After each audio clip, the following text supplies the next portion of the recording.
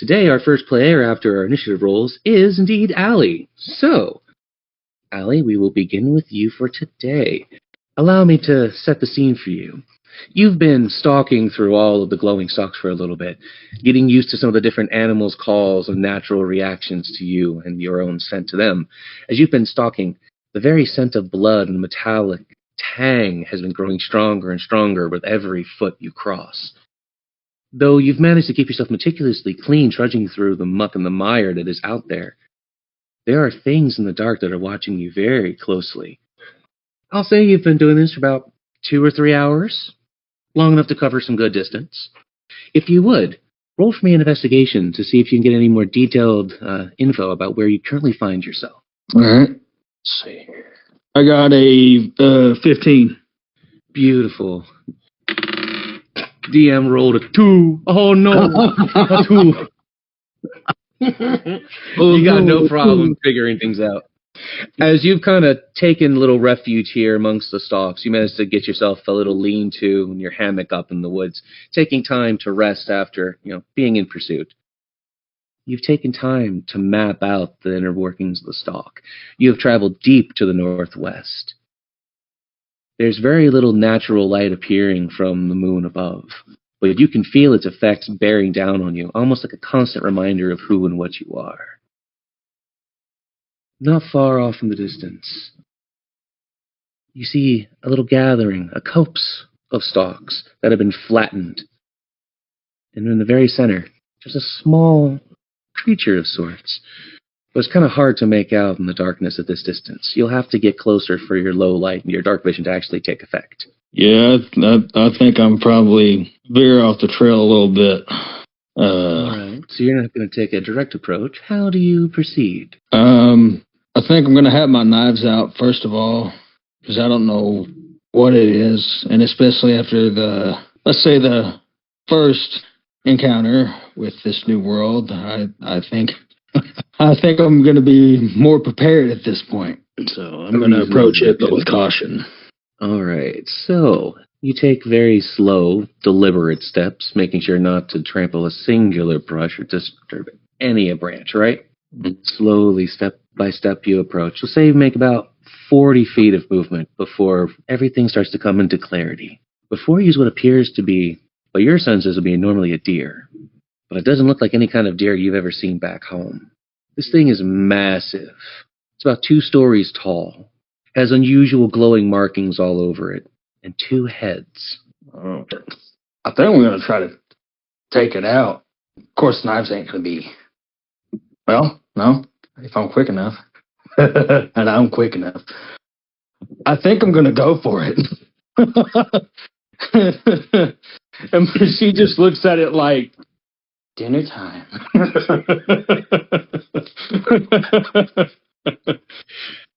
All right. You're more than enough range. You could probably make a leap in order to try and get at it. My question is, how are you going to try and go after this large glowing beast?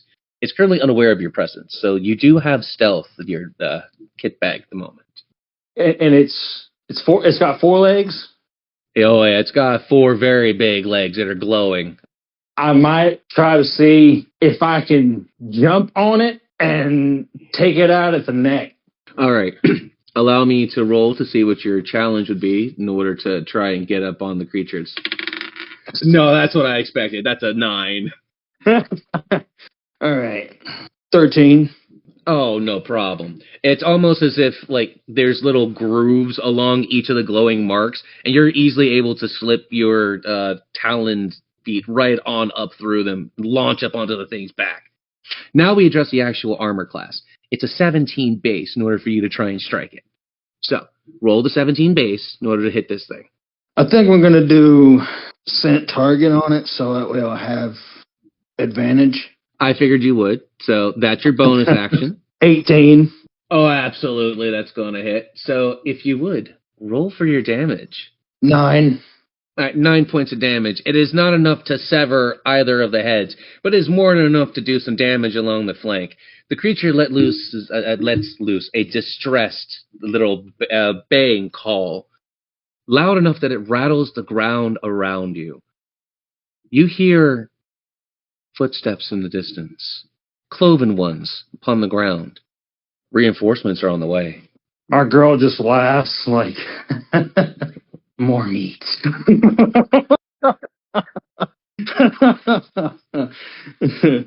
As you are doing combat with the creature, you're slashing at it, you're kind of giggling to yourself off in the dark, right? Your darker thoughts running a while.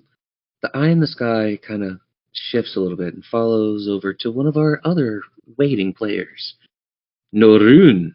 Nor, obviously you were one of the others to go charging off to the distance after Ali some time ago, though they were hauling it quite a bit to get a head start.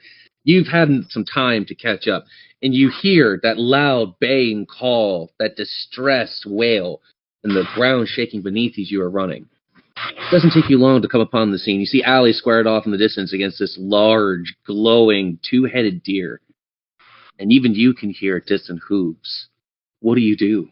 Could you try that again? Your audio decided to cut. Yeah, I noticed. Give me 1 sec. You got it. Well, we're getting this audio problem fixed. Don't forget to hit like, subscribe, and make sure you hit that bell if you want to keep up with what's going on with our campaign. We can't get any further without your support, and we're looking forward to it. Can you give me an estimation of how far away the reinforcements sound? Yes, to your knowledge, they would be probably a good 20, 30 foot off in the distance away from the glade. Still incoming, but not quite there. They've been moving from a distance. Seems that this bay alerted anything who's in the nearby vicinity. When in doubt, fireball. Due to turn order, there is a third player close to you. Would you please move a distance of 15 feet in order to not catch them within your casting radius? Yes. All right. Otherwise, this was about to get very toasty. So, where are you sending your fireball? Are you directing it at the two-headed creature or towards reinforcements? How is this looking? I want to set the whole world on fire. I want to cast fireball where the reinforcements sounds like they're coming from.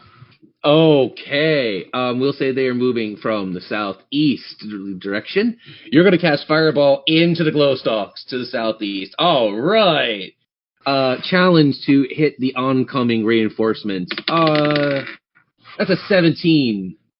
I rolled a 17. You matched the challenge. Beautiful.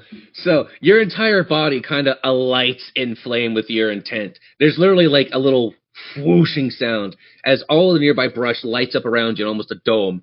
Your hands are stretched outward and all coalesce towards the palms of your hand before you launch it off into the distance. You see this giant fireball swirling in a clockwise direction offwards towards the southeast before you hear it impact almost like a grenade. Just a boom, exploded sound, right? Flames start immediately enveloping all of the glow stalks. And you see what had been coming was an unusual shaped boar. This boar was very, very massive itself. But it seems to, instead of having like glowing markings or anything on its body, it's covered in shrooms that are now all on fire. And this thing is screaming in pain. Like, it is slamming into anything nearby, and it starts immediately charging towards you. Would you please roll for me a dexterity save? Challenge to beat is going to be... That's a 1 from the DM. It hurts. It hurts so soon. I got an 8. On that 8, it's like slow motion, right? Everything slows down a little bit. The flames are flickering. You see the creatures running towards you, and you just dodge gracefully out of the way. The heat of the flames almost kissing you on the way by before you manage to roll up and, the atypical one arm, one knee down stance. Creature runs right past you and slams head first directly into one of the stalks, knocks itself prone, writhing in flames and in pain. You had advantage. What would you like to do? Let's see. What would I like to do? Cloud of Daggers. Oh, Cloud of Daggers. Here it comes. An almost silvery sheen envelops around your body for a moment before blades literally appear from nowhere, flying towards the target. Goodness, the creatures. Yeah, that's a 3 that you're going to have to overcome for that rain of blades. It's only better than a 2 by 1. Oh, no.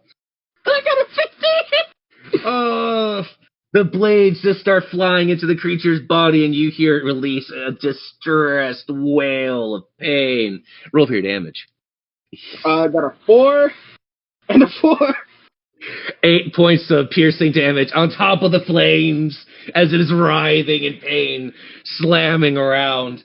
Oh, it is gorgeous. What a beautiful introduction. I don't think I rolled for damage on the fireball. You didn't even have to because it rolled a 1. Oh, yeah. Critical failure. Yeah, the creature rolled a fail on that bad boy. You hit it hard. This thing is already in bad shape, and the large two-headed creature, already noticing this, stamps one of its hooves downward, and a golden light envelops the area. You feel a healing sense wash over you. But also, the enemy starts to feel a little more invigorated as the flames start to die down in the nearby area. Not quite as out of control as they were. There is still fire raging. Is there anything else you'd like to do? Why not? Let's cause fear. You're going to cast fear. Yep. Please remind me of fears, what it currently does, because it's changed a little bit since the last time I've heard of it. So please, regale me. Of course. One living creature within range that I can see, which of constructs and undead are immune. Its range is 25 feet. It is concentration up to 1 minute. And the target must make a wisdom saving throw or become frightened of the caster with it until the spell ends. Oh, goodness. What is the saving throw challenge that the DM must make? A 3. Oh, isn't it based already on the ability, not a roll that you make? Oh, yeah, hold on. It does not tell me a saving throw challenge. All right, for purposes of this, we'll say that it's a challenge of a 15, and you write that in your player notes, all right? Will do. Where's my pencil? Then the creature is going to roll, and I have a feeling where this is going to go. That's a 13. Wah, wah, wah. The boar that was already in pain and in flames, even though it felt invigorated just a moment ago, its eyes widen in sheer terror when it falls upon you and immediately runs 15 feet away, being scared of your wrath. Like it recognized your scent as the one that caused the fire. That's all I can do for now, so. Thank you for a wonderful entry salvo. Our third player for the day. Niram, you had been hunting along the glow stalks for a while, looking for your next meal, having been pulled into the mess some time ago. Before all of this cavalcade of screams and pain and the smell of burning flesh assaults you, it isn't long before you manage to, make your way through the forest and investigate what's going on, finding literal chaos and mayhem right laid out before your eyes. How would you like to address the mayhem that is before you, my friend? Throughout my time, I've seen a lot of battles. What the fuck is going on here? I would like to see what's actually going on from where I'm standing at. Absolutely. Please roll for me an investigation. The challenge to overcome is going to be a 2. A 2, oh no, a 2. And I even changed dice. Why? No, but seriously, roll anything over a 2 and we'll see what you can do, my friend. Here it comes. A 5. Oh, look, luck is loving our low rolls today, I swear. Okay, so on a 5, you've kind of been like hopping from stalk to stalk, using it as a very quick way to travel, until you notice some of the nearby ones you're about to land on were inflamed. So you slid down a nearby stalk, coming to a very easy skidded halt. And you see that there's a large spore boar that is on its back, writhing in pain, where there's a twin-headed glow stomper, which is the name of the two-headed goat creature that our players have previously encountered. Literally trying to call for backup and getting away, but constantly running into a burning stalk and being afraid for everything that's going on. I want to kill it, but then I don't want to kill it. How badly damaged? The cosmic 50-50. Which creature in particular? There are 2 currently. The spores. Okay, the spore boar is very badly hurt. This thing has been roasted, burnt, stabbed, hurt. Like, it has been assaulted. Like, you can literally smell the magic in the air from how much it got roasted. I'm going to kill it. Eldritch Blast. Here it is. All right, so if you would roll me your damage for Eldritch Blast. 16.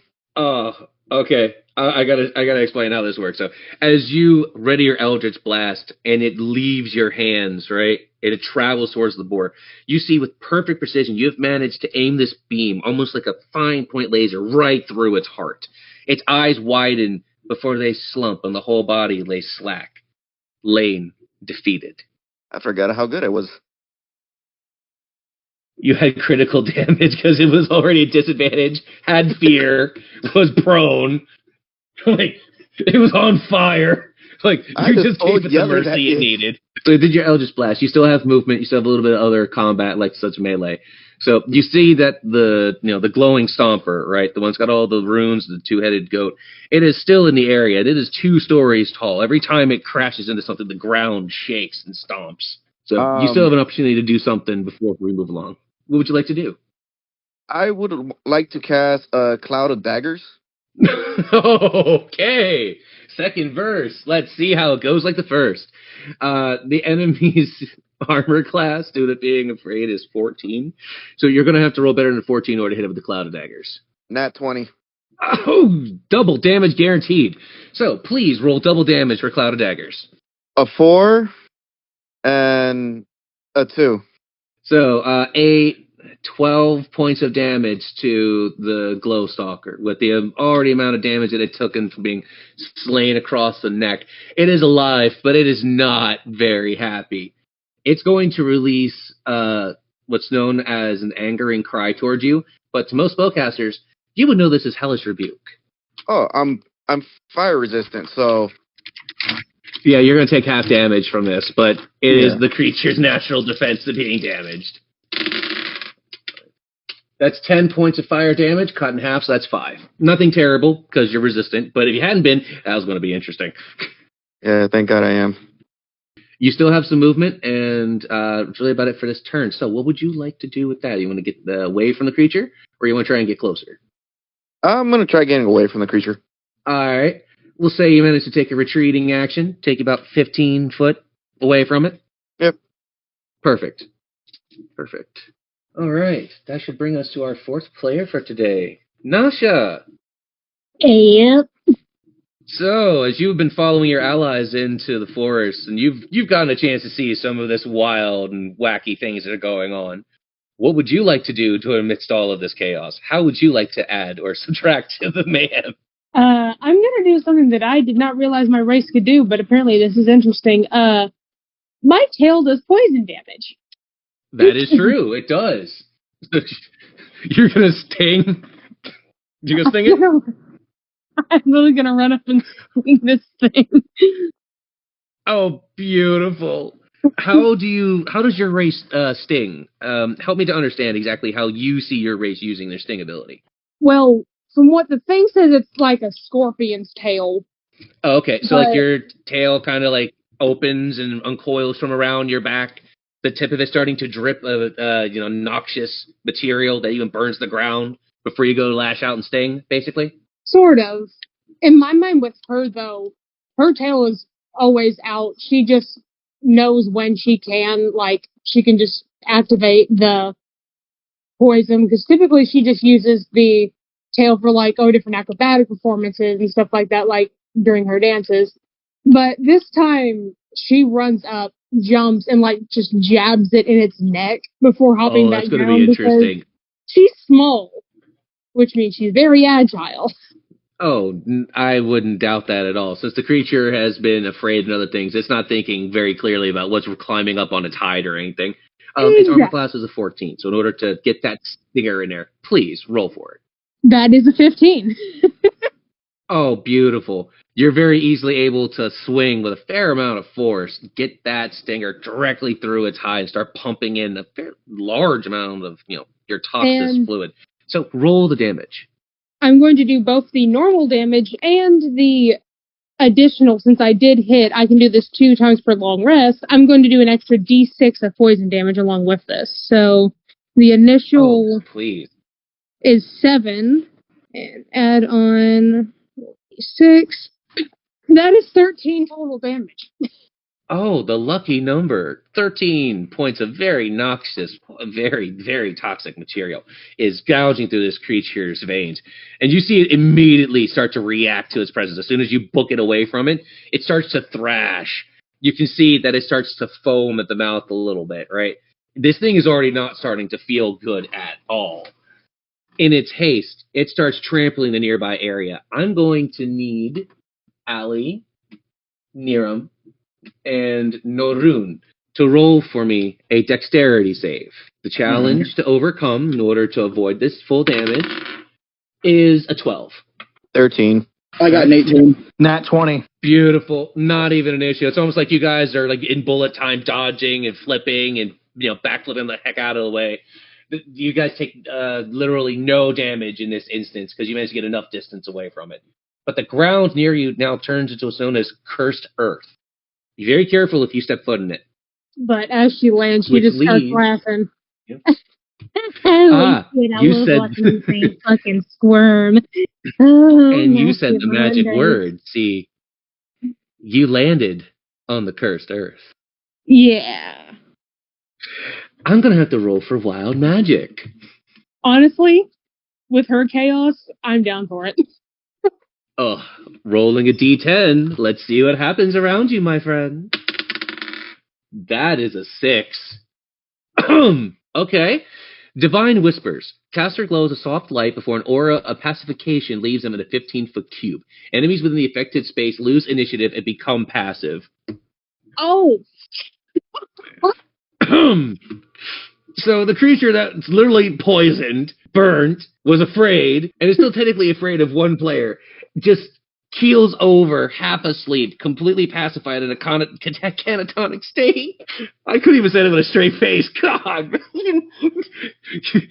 The magic of the universe said, go to bed. Then she just blinks, walks over, kind of kicks at it. What the hell? Literally. It doesn't react to being kicked, but you can see the poison is still spreading through its body, leaving necrotic flesh in its wake. It's so pacified it can't react, but it is still slowly dying. She kind of shrugs. At least it's just going to die slowly. Very good point. Thank you, Nasha. That leads us to our friend Mirth. Mirth pulls out his mace, kind of looks at it, and says, well, I guess it's time for the punchline. And he, using his cloven goat feet, leaps in the air, attempt to land on top of the two-headed pacified creature. And No then problem. You don't even have to roll to land on it. Sweet. And then I hold mace kind of like a croquet mallet, and I attempting to bash its head into its other head. Oh, you're going for the skull clack. Oh. Yeah. Oh. All right. The creature so pacified, its armor class has been reduced to a 12. All right, let's see what we do here.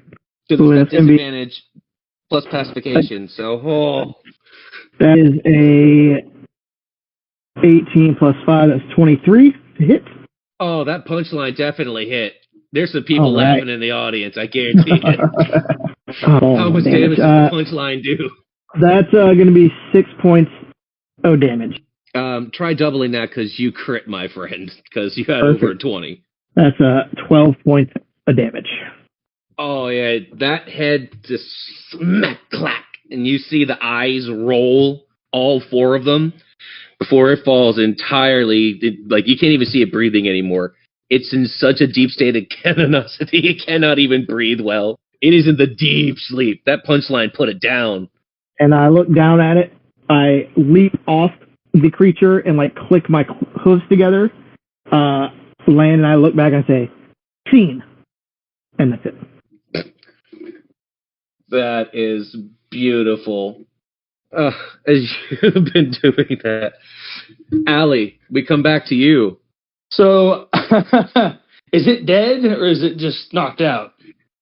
Oh, it ain't dead yet. It is comatose, but it ain't dead. Okay. Like, it is in the deep sleep. Then I know what I'm gonna do. I'm gonna transform. And I'm gonna bite the damn thing with 3d8 damage. Okay, so if you would roll me that 3d8. Let's see. 11. 11 points of damage. You literally sink your claws and your giant gaping maw into its neck, tear in, just start thrashing head around, just pulling meat, getting the taste of blood all in that mouth. It's almost like the finest roast you've ever had your hand on. And with a tiny bleat of discomfort, the creature falls dead. There's literally a pool of blood beneath you as you pull yourself away after savagely tearing into it like the wild creature you are. You thing, you!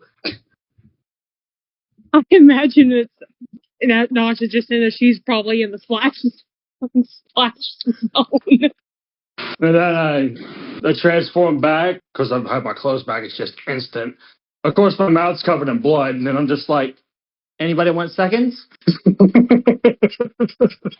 Well, I'll be damned. No, it's hard for you, this deceited. Alright, work for me. DM, I just take a knife like I didn't just slaughter it, and I just take my knife and just start cutting into it. Like I'm cutting a steak. So, you guys now get a chance to revel in the spoils of war. For each of you, according to turn, since we are on Alley, I will be rolling a loot table for you guys. Congratulations for taking on some of the wild game that exists within the dark. Whoa! So, I made it. I did this whole thing very cursed-like.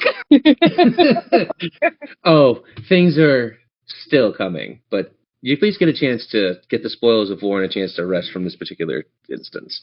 So we'll say it's going to take about 3 hours for my players to go through this. It's really not. But starting with Allie, you're going to get about, it looks like 10 stacks of what is known as Hide of the Night. This comes directly from the boar. This is the crafting material. You're also going to get one very large heart from the two-headed goat.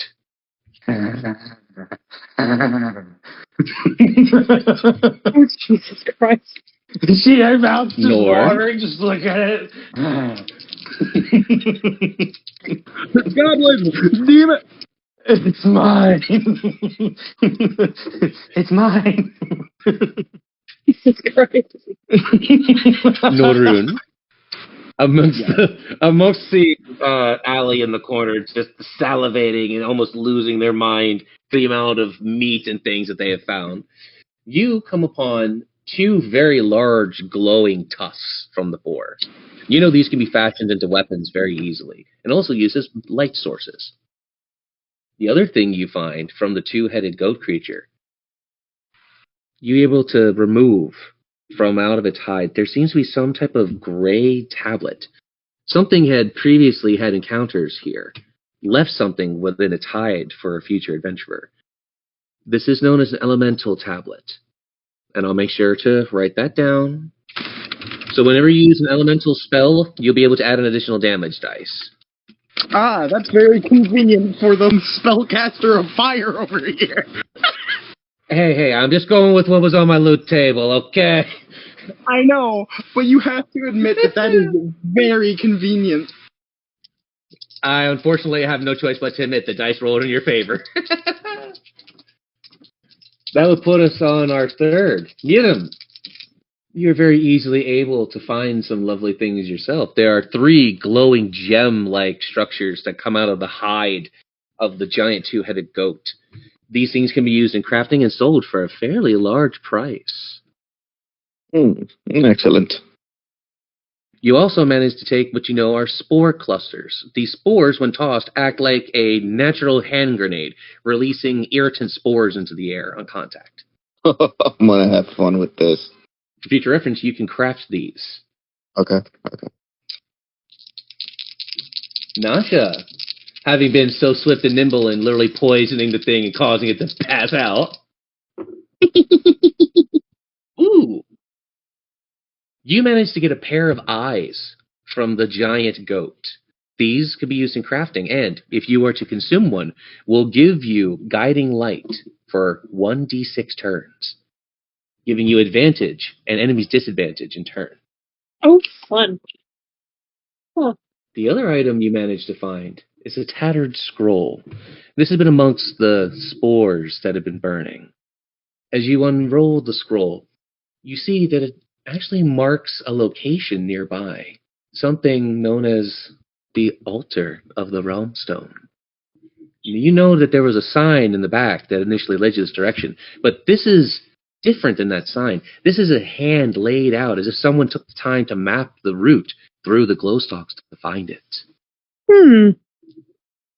Underneath, You see, very messily, scrawled in common language, "Though I have not long to live, may the next who find this find fortune." Signed, A. E. Talbot. Noted. Oh boy. And finally, Murph, who brought the punchline and made it hit. Wow. I don't know how to feel about that, bud. Ooh, you got all sixes. Ooh, I like this. All right. So you managed to find 6 severed mushrooms that were on the back of the spore boar, and they are roasted. They are edible in this state, so you can use these to either heal or pass them out to an ally to heal an emergency. Sweet. All right. They act very similar to the spell Good Berries, right? So keep that in mind. You managed to find 6 hooves from the 2 creatures that you can fashion for crafting material, and you find amongst the body pieces the outline of a large horn. Something you could slot onto Punchline. Ooh. And do I know what the benefits of adding it to Punchline would be? Absolutely. You'll get an additional +2 to hit, and you'll get an additional +2 base damage. Sorry. Yeah. Now we address the last 6, which was the not-so-good part when it comes to the loot. Well. You find 6 half-drunken bottles of rum amongst the stalks of the spore cap from the remains of a nearby village. Looks like somebody had tried to adventure out this way, made a camp, and failed, and left their various wineries and rum behind. I don't see that as a bad thing. When I smell the rum, So you drink it. Does it smell extremely potent? I have to roll my dice for that part. Hold on. I didn't think we'd get that far. Give me just a second. I don't know. Boom. As soon as you uncork that rum, a very, very thick smell, like an acrid smell, runs through the area. You know that this is something known as spore cap mead. It looks to be in drinkable condition, but you don't know what it'll do if you drink it. All right. I'm going to just take the bottle I've uncorked. I'm going to tear a bit of cloth off of my my tunic and stuff it in there. Make a little potential Molotov in the future. Beautiful. So we'll say you have a modified quote-unquote Molotov. We'll discuss what that actually does when you use it for the future. So you guys have had some time to address going over your loot, get rested. We'll say you've had a short rest, not a full long one, but enough to get back a cantrip or 2. So, as we are still on Allie's turn, Allie, you know that you were heading for the Altar of the Realm Stone initially. That was the direction you charged off looking for these creatures. One of your allies happens to have found a map. Do you want to work with them to find the route? Or do you want to charge off like you always do? I am curious. At this point, I think, because the reason she kind of went crazy a little bit is because her just animal instincts kicked in. You know what I mean? So at this point, she's calmed down. She's kind of cleaned herself off, had some time to, get her bearings back again, get the scent back. And I think, who has the map? Me. Okay. The person, yep.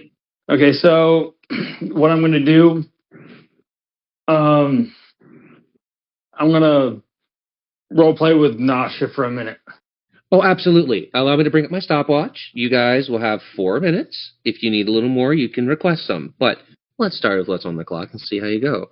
In the meantime, your time begins now. Sorry about that. Didn't mean to go that crazy. Hell, I enjoyed it. Quite a damn show. Reminds me of my old hunting buddies. Well, it's not every day you see a werewolf go crazy. You know, you're right on that. So, the map, what does it say?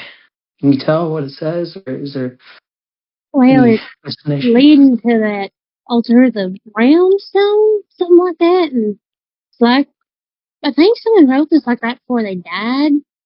Hope we never found his fine fortune or something, so kind of feel bad for him, but ain't a lot beat it. Probably been the scent I've been tracking last couple hours. I wouldn't say we're not far from it. Well, this leads right to it, I think. If y'all hadn't come in here when you did, I probably would have been, I wouldn't say dead, but I would definitely say in a bit of trouble. Not every day I actually get to use my stinger. Well, it's probably a good thing I'm immune to poison, so. Oh, don't worry, I wasn't itching unless you give me reason to. It'd probably just burn a little bit. Probably wouldn't do much. Well, yeah, if we want to head that way, this I think should be leading right to it. Yeah, let's go. Let's hope it ain't another ambush. You and me both. Woo! Beautiful. Beautiful, you two. Thank you. As you've been going over the map, you realize it's maybe half a mile from your location till you guys reach the altar of the Realm Stone. Do you choose to make off and head away? Yup. Yes, sir. Beautiful.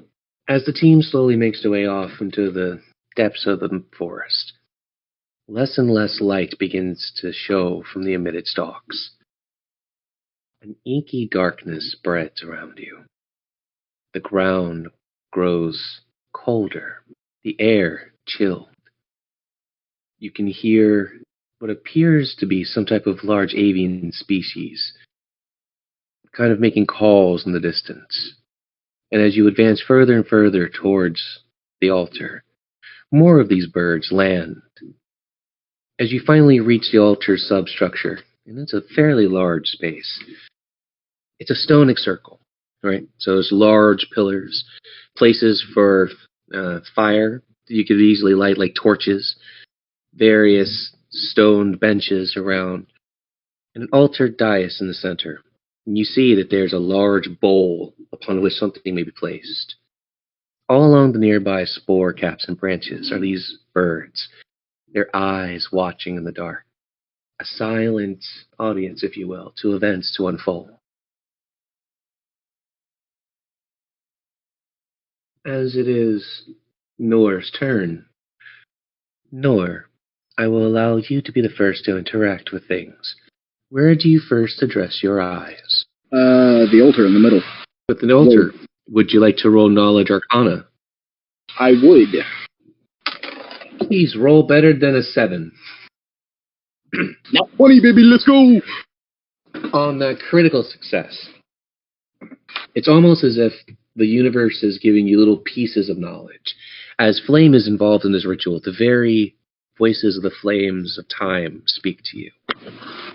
If you place a large offering within the altar's bowl and do the ritual presented before, you may summon one of the essence of divine to the realm and ask of them one request. This altar is what allows people to understand the nature of the wild.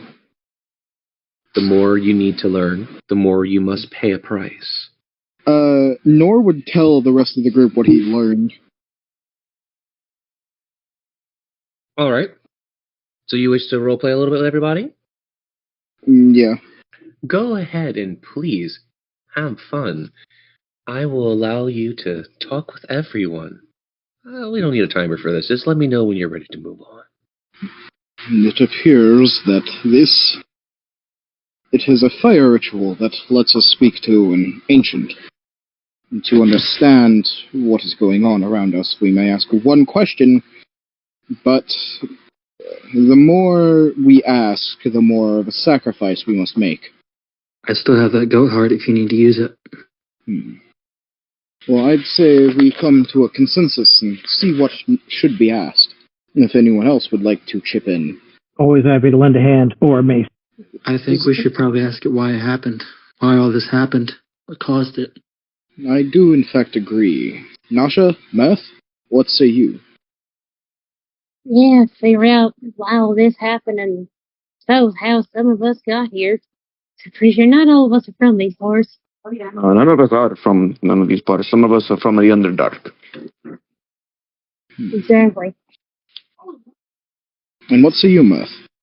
You agree? Hi. Very well. Allie, if you would, that hot. Here you go. Try not to drop it. And I think if everyone agrees, that is the end of the roleplay part. You all gather the materials, placing them within the vessel. Almost lazily, Nor, you Snap your fingers, and the torch embarkments all come alight, as if there was traces of oils already present and ready for ignition. You kneel before the altar, saying the sacred words of the flame. Hush comes over the forest. Not a singular sound can be heard. Speak your question to the universe. As my allies and I have agreed, what brought us here? Why are we here?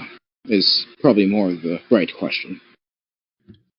All the contents within the bowl suddenly alight with a small spark, before they grow into a large roaring flame of ever-changing color and hue, the flame's intensity and heat coming in waves and surges. The sacred voice of the universe speaks out and gives to you a kernel of information. You hear a very soft voice ring out amongst the stalks. You who have summoned the voice of the gods know this to be Reyna, Lady of the Mist. In each of your minds, you hear this speak to you softly. Though our realm is built in the opposite of all you know to see, the wild stretches ever onward from the sky into the sea. Your very nature called upon the mist that came from me, for I have a great turmoil, and you are able to assist me. I have reached through time and space to find where you do crawl, for I need every last one of you in the power that you behold. Please, I implore thee, do not hasten to leave so fast, for the fate of the Evernight lay within your grasp. Once more, things come to a silence, before softly the sounds of the Evernight click back in. You hear the birds chirping, the various creatures off in the distance, and the bowl remains empty of its previous contents, a fine powdered ash left in its place. But a message delivered to you all. I think that is the end of my turn. Beautiful. Biram, as you receive this message from the Lady of the Mists, you are the first to address what you have learned. To whom do you speak, or how do you take in this information you have gained? Can you repeat the last thing that she said? The fate of the Evernight lay within your grasp. I want to role play with the group. Absolutely. Take it away. Just let me know when you guys are done. What do you all think this means? If I had to guess, I would assume that something we all have access to, whether it be our abilities or our own individual goals and achievements, something about us can help this realm. It seems as if there's a peril of some kind. Unbeknownst to all of you, I was sent by someone else for a similar reason, and they seemed to think that I could also help this place. I just didn't know what that was or why, and now I think I do. I was banished from my home for being a half-breed. So coming here to the surface, I believe I can help everybody. Then I suppose it is settled. Aye. Yeah, I guess so. I don't know when it comes to gods, though. I only know of my own. As have I. I know it's better to listen than it is to ignore. That I do know as well, Allie. Yes. I just feel that the gods, they got to get together like once a week to workshop all this cryptic nonsense. Like, just say what you mean. Just tell us what to do. Like, this is just crazy. As much as I do agree with that, we all acknowledge that the one we just spoke to is definitely rhyming. Yes, I can completely agree with that. They're all old. Let's just let them have their day. Fair enough. Get on with it then, I guess. Indeed. Yes. As you've been talking over the cryptic information you have gained, you can definitely tell that there are some things not right in this realm. Knowing that you're at the altar of the realm stone, There must be a nearby village, by logic, where you could maybe find some more information on the local layout. Due to the fact that it is Niram's turn, I give you a choice.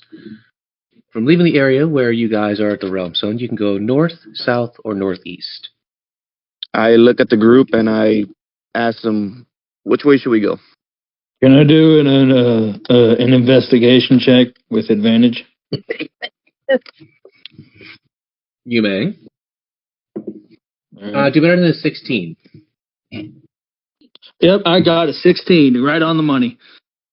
Beautiful. You know, to the south, is not far from where you were, was the remains of Sportcap Village.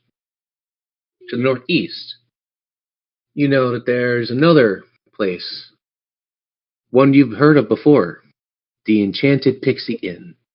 Not too far from that, if you were to continue towards northeast, I believe, you would find yourself at a place known as Arrowroot Burrow.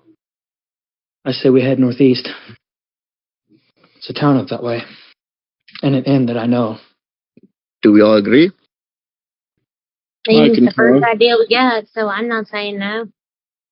Okay. Inns have booze, I'm ready. I will always trust the nose of a werewolf, or I like him to. I guess we're following the werewolf. You head towards the northeast. We'll say it's been a couple of hours already since you started in this direction. Still, not enough for a long rest, but enough to get back to Cantrip if necessary. So, as you have made your way off, heading towards the northeast, the stalks begin to thin out, and slowly gives way to a cobbled road. It's going to take another 3 or 4 hours or more in order to reach the distance, so we'll say it's taken an additional time. And now, my players, when you finally get to the new village, allow me to set the scene. Along the distance of the cobbled road comes towards a small drawbridge. As you very easily cross to it, there's a large central gate. There are 3 guardsmen, 2 at the ground, 1 atop the main rampart, looking down upon the group as you all very eagerly approach. The 2 guardsmen cross their halberds in order to block entry, and the 3rd above addresses you. Are you trying to get entry to our fine town and not paid the fee? Surely you shall not believe to cross paths. To whom chooses to address the guardsman? I'll do it. All right, Allie. How do you address the guardsman? Do you not remember that pack of orcs that I hunted a while back? They almost took out your entire town, if not for me. Allie Taylor. I've heard of you. But what are these others you travel with? They're not in the Chronicles. This is Norun, Mirth, Nasha, in the room. I met them not that long ago. He very slowly turns towards a clipboard, checking for names. Ren. I see that one, yes. Tullying, writing. You all may grant pass, but I warn thee, mess with even one of us, and we shall be upon you. We've had thieves amongst us lately, and we shall not take anyone's tomfoolery. With that, the halberds part. The guards turn sideways, and you are granted entry. Follow me. You slowly pass through the rounded arch. The sounds of townspeople going about their daily lives assault you. The crier calling for various church services in the evening and reporting the latest news. The market stalls and their various goods being traded for. The swordsmen training in the yard. The archers out at the range. It's almost surreal how normal this life appears. For everywhere there's still the lingering traces of the mist. You can feel it around you. Always present. Always watching. That should bring us for Nasha, our 4th player, to take their first initiative here. Nasha, you are now in a central city, sorts. The large walls that protect it from the various wildlife encompassing. The sounds of the market stalls off in the distance. There's a lot to see. And a lot to do. What do you do, I wonder? He's definitely looking around a bit apprehensively because it's like everything here is much different than what she knows. But Understandable. assuming the group is looking for a tavern or establishment, that's the first thing she's looking for. Absolutely. I'll say that would be an investigation roll with advantage, and let's say it's a +2 advantage. Okay. Speaking of a 2, hi there. How you doing? That's a 2 from me. I rolled double tens for 13, so 15. Oh, goodness. You are very easily able to make out a large building structure off in the distance past the market stalls. And oddly enough, it has the image of a pixie asleep at the bottom of a wine glass. This is known as the Enchanted Pixie Inn. I can sort of make it out, but it looks like a building with a picture of a pixie at the bottom of a... Why the hell would they have a picture of a pixie sleeping at the bottom of a booze glass? I mean, that's interesting display of naming, but odd choice. This what we're looking for? I believe so. And I asked about the sign first time I came here, too. You're not the only one. Yeah, see, I got no idea how y'all run these things around here. But where I'm from, you know where everything is, and if you get lost, well, at that point you're probably dead. You'll be just fine. Good. Glad to know that. Do you make your way towards the inn? Yep. You take a couple of steps towards the inn. You can hear your own footsteps ringing back against you against a cobblestone. People don't even seem to acknowledge your presence. It's so busy and so active, you're just blending in with the crowd. That's why as you're walking along, you notice to the corner of your eye a couple of shady-looking gentlemen ducking down a side alley. One of them looking back at you with a small snicker before they run into the darkness. Keep your eyes peeled. Think we're being tracked. Mine always are. I put a game after all. This is why I usually hang out in the woods. Whoever it is, they Very think slowly. it's funny. Well, how long, though, after you've seen these little ruffians dash away? Your body and the momentum carries you directly towards the inn you've been looking for. You can hear the raucous music inside, someone mostly well playing a piano, occasional bad note mixed in between. Lots of raucous laughter, very scantily clad women running around and delivering drinks. You can see there's an old barman just kind of tending things, washing a couple of cups, tending a couple of the bottles, keeping an eye, warily but welcomely. What do you do?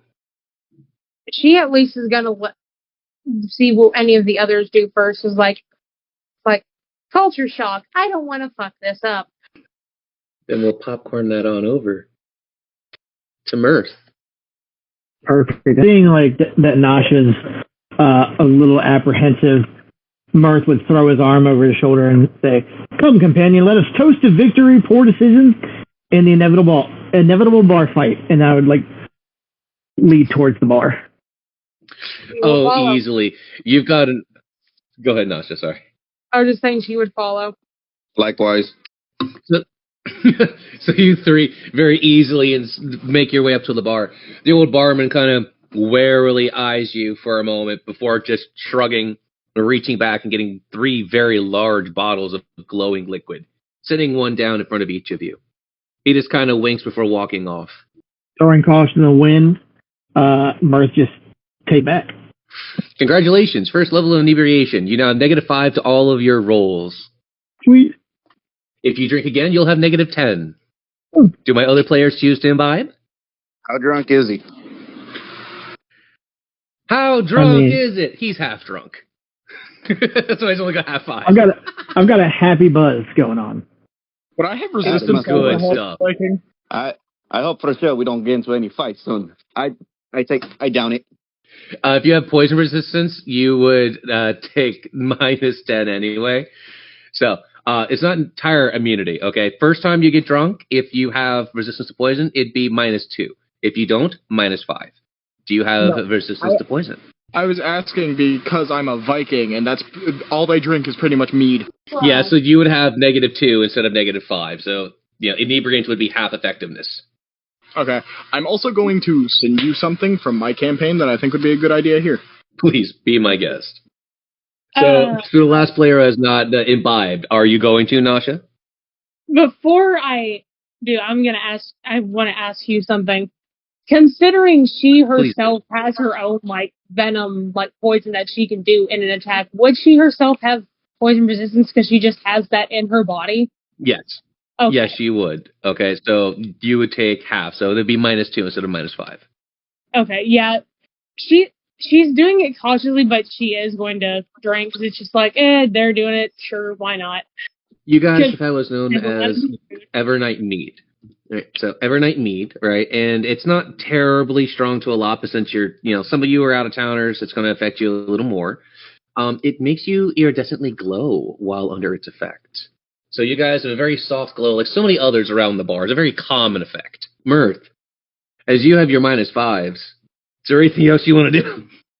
Yeah, so he would look down at himself, see his hands, he's glowing, and he looks back over his shoulder at his mace and he says, "Punchline, we're lit now." And then he just goes about his business.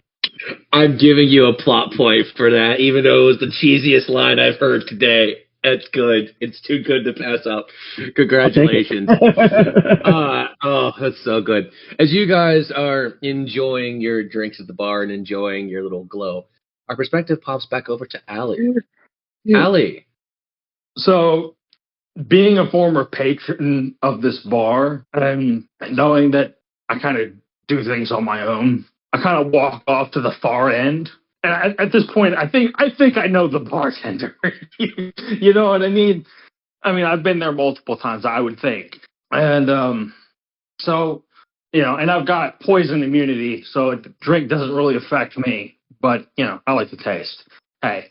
But anyway, so I order my usual, and I look at him, and I kind of lower my voice a little bit.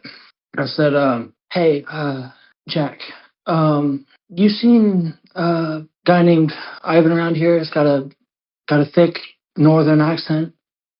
I know it's been a couple weeks. I just thought maybe you'd seen him. I'm just been wondering about him." As the bartender kind of regards you and recognizes you've been here for quite a bit, they kind of, dust off their collar for a little bit, looking at you, realizing that they know you can handle things different than others. They slide a small bottle in the shape of a skull towards you before hurrying off to deal with a couple of disgruntled customers standing at the bar that seem to be arguing over something. If you were to try and listen in, you might hear it. You want me to roll investigation? You would please. With advantage. It's the nat 20 from the DM. Ooh. Oh, why? Why is this the time that I roll the 20? Why? But it is what it is. 23. Not a problem. The universe is like, hey, hold my beer. Literally. Irish look. So as the barman walks over, as you tilt your wolfish ear and it starts to pick up, you hear the two gentlemen kind of drunkenly and slovenly talking to each other. I was gonna kill it faster, you shot it. I was not. I don't even shoot it. I tries to shoot you to take it. What do you mean you tried to shoot me to take it? I'm supposed to keep it. No, mate, I'm supposed to kill you. It's what the contract says. I'm going to take you out. And with that, he pulls what you guys would know to be a compact crossbow, puts it right between his friend's eyes. And they both break down laughing drunkenly at each other over the exchange. One not realizing that they are about to get shot in the head. How do you address this, Allie? I point my wrist launchers at him, and I say, loud enough for everybody to hear, if you pull that pineapple trigger, 2 of these bolts are going in pineapple eyes. Put it down. Drunkenly, the guy looks at you, and he looks at your wrist, and he looks at you, and he looks at your wrist, and he looks at you. I don't want to dance, pretty lady. I got to earn me keep. And you see that finger start to squeeze. Of course, knowing me, I smirk, bite my lip, and I fire. Both of them. No, right before you fire, I want you to understand, in the background, while this is happening, our wonderful Nasha has headed over towards the pianist and has been giving them a little bit of help as they've been previously drunkenly trying to make their way through some musical. It is actually our own Nasha that is providing some musical accompaniment as you let loose your crossbow bolts from your wrist, lodging themselves into the shoulder of the man who lets loose his crossbow bolt, shooting between the eyes of the other man before him. It's like a domino effect. He gets shot, eyes me on, and it pulls the trigger. The other guy who was just going, falls over dead. Now the man is pissed off because you just shot him in the arm with your wrist launchers, right? Now, effortlessly, because he can't use the one arm, he drops it and he catches the bowcaster with the other hand. He points it towards you. What is your armor class, Allie? 15. He uses quick draw with one arm to notch an arrow and goes to fire. He goes to fire, but he misses. That's a 4. He's been in pain from his arm and he can't quite shoot straight, so he fires and it goes wide above your head, lodging itself in the roof of the enchanted pixie inn. None of the patrons of the bar are noticing much of anything. The barman has been pulled away. You were the only one dealing with this conflict at the moment. I licked my lips and I said, You wasted your shot. My turn. I pull out my knives. Enemy armor class is a 17, and you have a -2 to your rolls due to inebriation. So please, roll higher than a 17 with your -2. Ah, shoot. First one, miss. The second one, I missed the first stab, but the second one was a 21, so -2, that is, I believe, a 19? Yeah, so that would hit. So the first one goes wide, because you've been drinking a little bit, so you kind of get a swing in, but it's not quite right, and you just kind of get frustrated as you take a step closer, ready for the second volley. You manage to get him right across the torso. Please roll for damage. 6. All right, you're able to, you do 6 points of damage, and it's not like enough to take the guy out, but you can see that he's now bleeding across the chest. He's got 2 arrows in his shoulder. He's not in great condition, but he ain't out of this fight. That'll bring us to our second player for the day, Norun. Nor, your ally, Ali, has been in an interchange of flying arrows and insults down at the other end of the bar. Do you choose to assist? I do. How do you choose to assist, my good sir? Flamebringer. I'm sorry, could you repeat that? Your audio. I want to use my sword. Oh, Flamebringer. All right. Calling upon the ancient fires of Sutur, the Flamebringer very easily materializes in your hand. The flames of creation burning along its edge, eager to respond to your call. Norun goes to swing at the man. Oh, easily. So it is the 17 armor class minus your inebriation. I didn't drink yet. Nor didn't drink yet. Then you are fine. Then you are perfectly fine. You have no drunkenness to worry about. So nothing is impairing your swing. Higher than a 17. I rolled an 18. Oh, no problem. You're able to hit him with the flames. Roll for your damage. 2d8. 5 and 4. 9 points of fire damage are done to the man. His tire it's not catches just on 9. light. It's not just 9 because the fire also gives a +5, so it would be 14. Yeah. Oh, even worse. So as the tire catches a blaze, as it's covered in alcohol from him drinking, you see him writhing in pain as his skin begins to melt. It doesn't take long before the alcohol-enhanced flames burn him alive. Nor just looks at Flamebringer Allie. blocked the flames. Nor just looks at Allie. And I just look at him, and I wink, and then I take the bottle of poison that I had, chug some of it, and pour the rest on the fruit salad. Bring guy.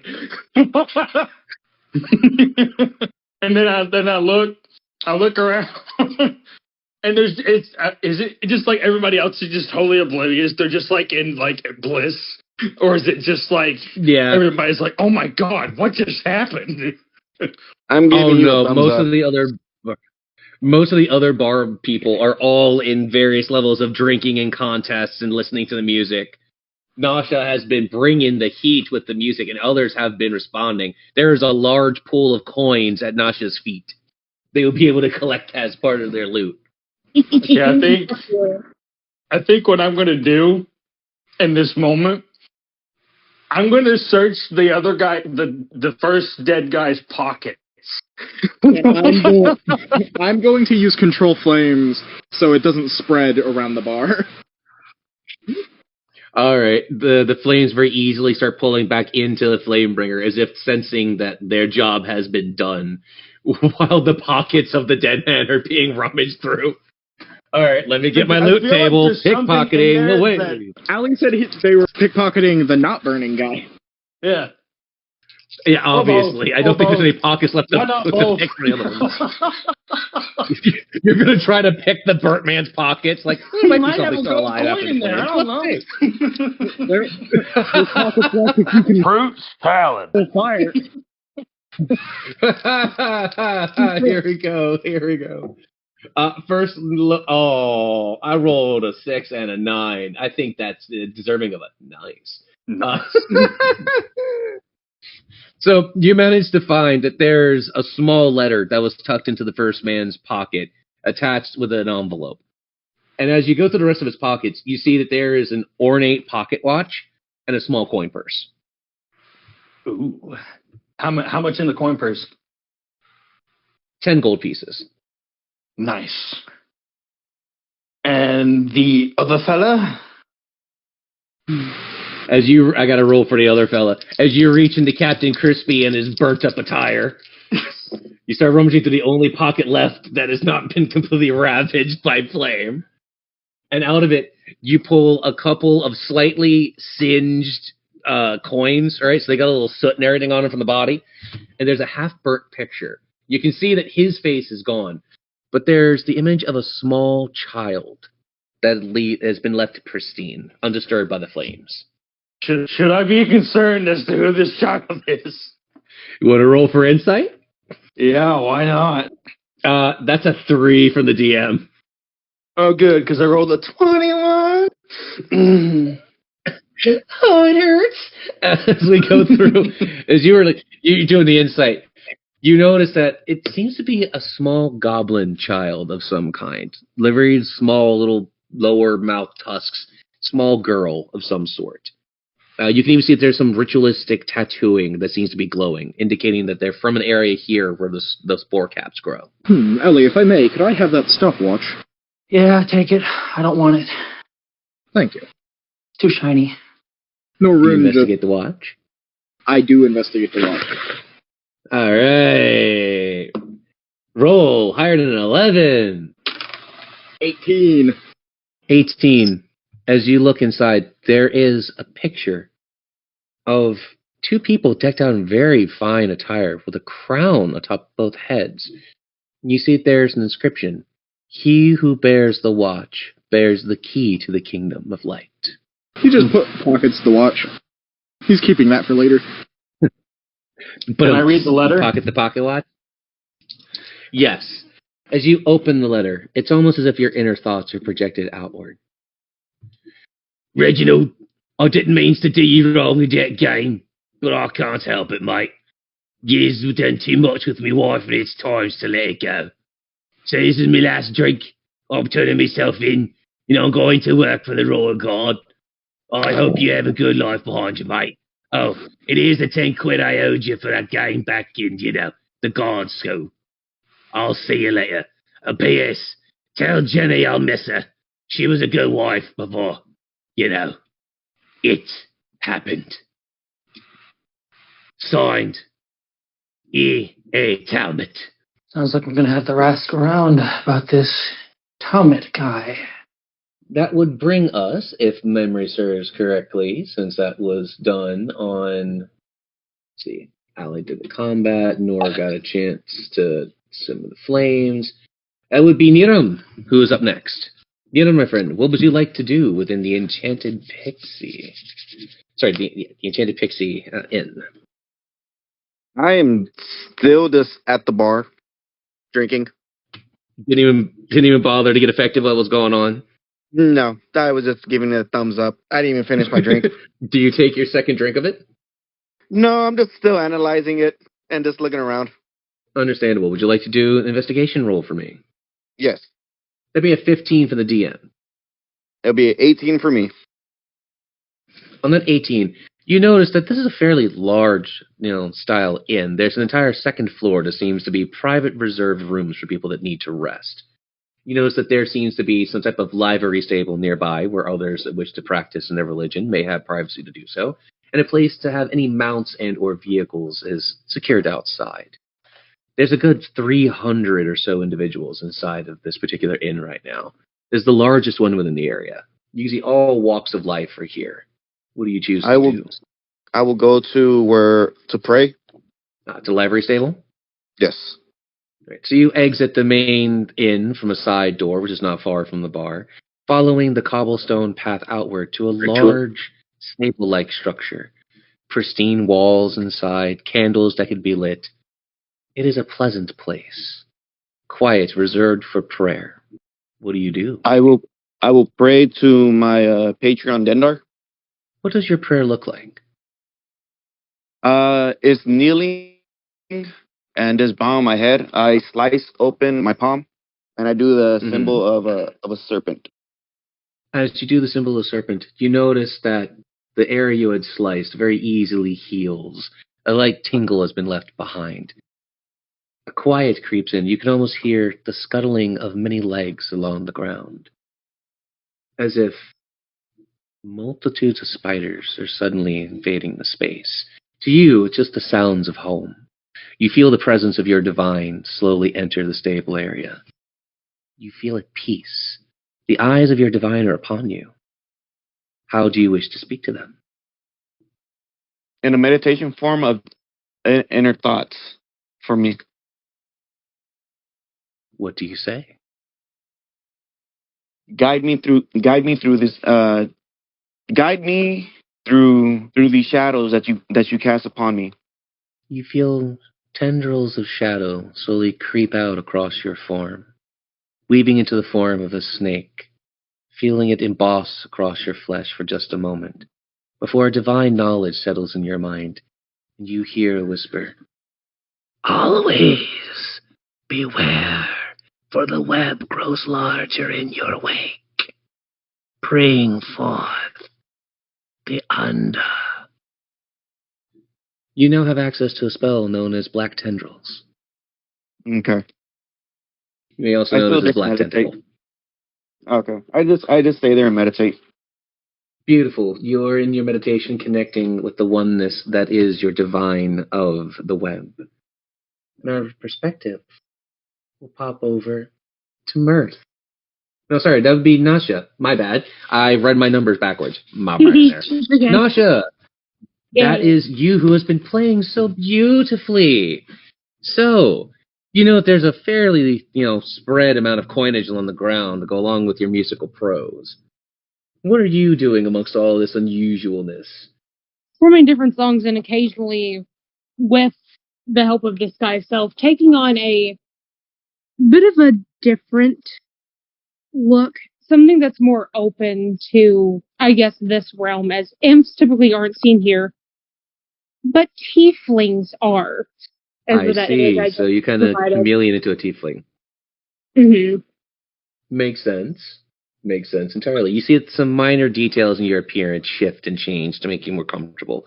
Almost like a suit that's, fitting, but not perfectly fitting. You can feel the magic settle over your form. It is a very fine layer, but it is there. Shall I roll to see how much money you've earned for your performance? Sure. I also have already started a playlist for this one. You're about to be rich. You just found 90 gold shillings have been tossed along the floor for your impeccable performances. Almost like the crowd in their drunken state cannot tell how much money they've been tossing at you for all the things. You can even hear them saying, Play Free Pixie! Play it! Off in the distance. Oh, this is lovely. As you're having fun with the music, though, your eyes take in something you previously noted. There's a triplet of rapscallions that slowly make their way into the inn. Addressing the barman, they have a little hushed conversation before he hands them a key. They make their way upstairs to one of the private rooms. In a moment between songs, she'll shift back and kind of dip to follow, using her small stature to stick to the shadows. Oh yeah, I'll say you very easily have enough movement to get yourself up to the second floor unseen. Do you press your ear against the door? Yeah. Perception, I assume? Perception. What is your passive perception? Oh, my passive? Hold on. Passive's actually pretty decent. It's a 14. DM has to actually overcome your passive in this case. Oh, okay. And he failed with a, let's hear it, folks, a natural 1. Oh, no. Poor me. As you kind of press your ear against the keyhole, it's almost like amplifying the noise, kind of like if you'd put a glass against the door, and you are very easily able to hear the conversation that's taking place. Slowly, with clarity, you hear. I can't believe how easy it was to scam those moogs downstairs. Can you believe how much money it is to sit in their pockets? They don't even protect their coin purse if we snatch it on the way by. Yeah, Johnny, they don't care. As long as we don't make it too obvious, we'll be making a killing in no time. The big man's gonna pay us big for this one. I don't know if we're gonna make it from the big man, guys. There's a lot of people around here, and I don't know what we're doing. So, you hear them planning and plotting. They're trying to get even more gold. When suddenly, you hear a little beeping noise. One of them appears to be fiddling with a device before a very unusual sound. A voice that is not associated to the three you've been listening to suddenly perks up out of this thing. You'd better have every last dime, or I'm gonna eat your little sister. We already got your dad. We're after you next. With that, all the sound goes. You hear the little squirrely sounding one crying in a corner. What are we gonna do? What are we gonna do? I'll tell you what we're gonna do. We ain't gonna panic. We ain't gonna get into no trouble. We're gonna get every last dime, and we're gonna get Jenny back. Or else. As they say this, they start making way towards the door. I need you to roll a dexterities check to make sure you don't get hit by the door being opened in their rush. Yep. And also a nat 1 from the DM. No! That is an 18 for me. Oh. You very easily slip aside right into the curtain way that's next to the doors. They don't even see your tail or your body sticking out as they rush past you, and you get a pretty good look at them. One seems to be pretty decently dressed, nice little suit, decent tie and hat. The other one's very clad in overalls, big, lunking, huge. Finally, the last one walks out. The one that looked at you before and originally was smirking, now is terrified with tear marks running down their face. They're very small and squirrely. They burst out through the entryway of the inn and off into the cobbled streets.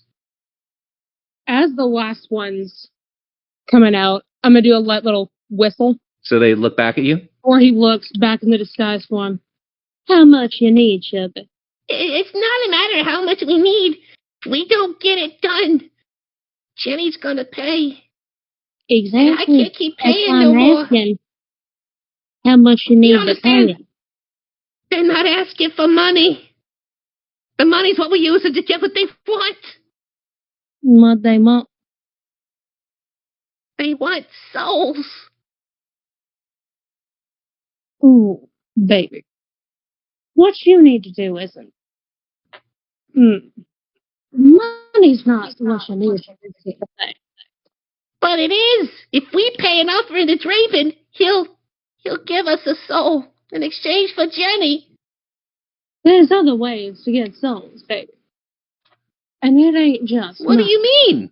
making little deals with entities. Mostly at the Hells, they're pretty good about that sort of thing. You do them a favor, kill a couple of those people that they've got on their list, and you've got it. But spending money off people, baby, that's not how you get what you need. You want to save your little girl, you got to make the right kind of thing.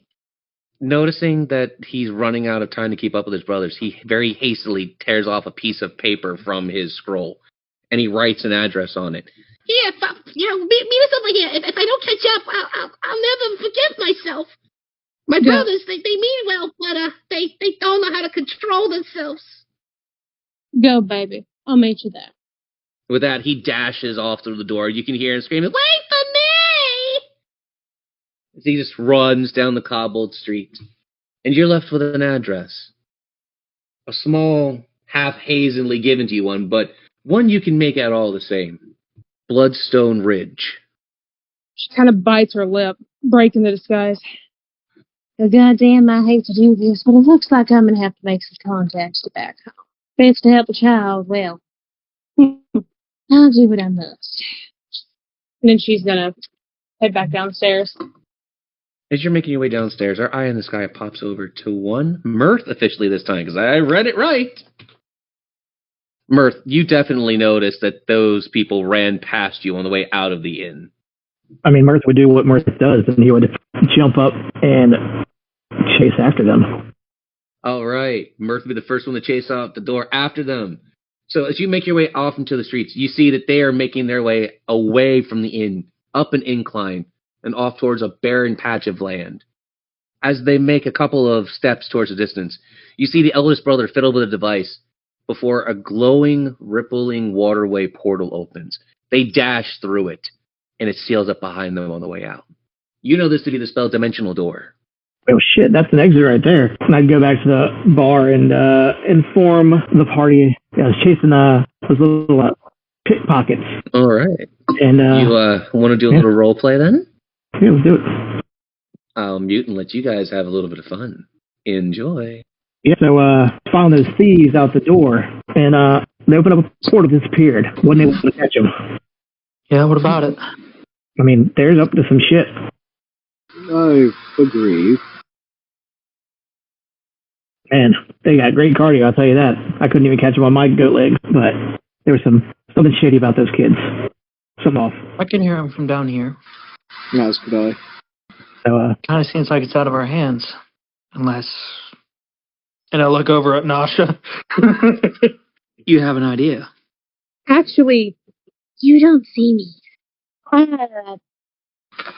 got a few contacts I can get into, but what they're up to, you say it's no good. I know the truth. They're in some deep shit. Poor babies. And I know a way to get them what they need to get the child back. Their sister. I'll deliver the punchline. They can deliver the sister. It's not going to be that simple. From what I heard, I can tell the type that they're dealing with. Do you know where we can find them? I go next. Supposed to meet one of them after I make my contact. But do not put any harm to them. The one I talk to is the one that keeps them in line because the older ones can't control themselves. I can get this contract to go through. They'll have their sibling back, and we'll have a threat to deal with later. If a higher power or something worse is involved, it's usually bad business, and it's usually best to stay out of it. But if you want to go through it, I'll do it.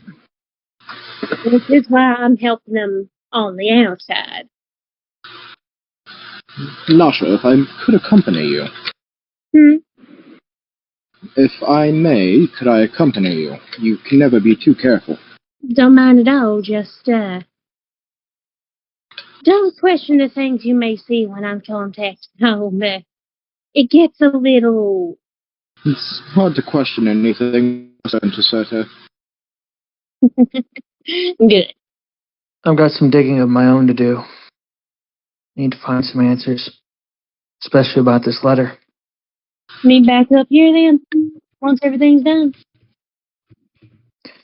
Wouldn't hurt. Mirth, you coming? Yeah, Allie, I'll tag along with you. Could be some skulls to bash. It's my favorite pastime.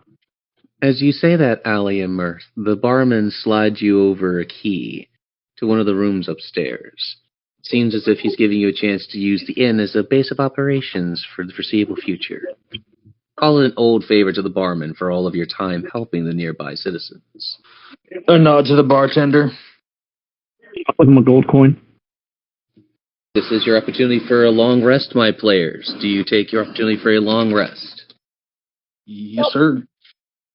All right, then as you all head to your quarters and start making your plans, we bring today's session to a close.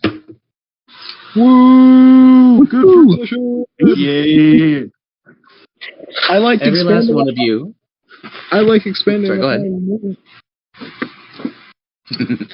You've all gained a level. You will be level 4. Oh, hell yeah.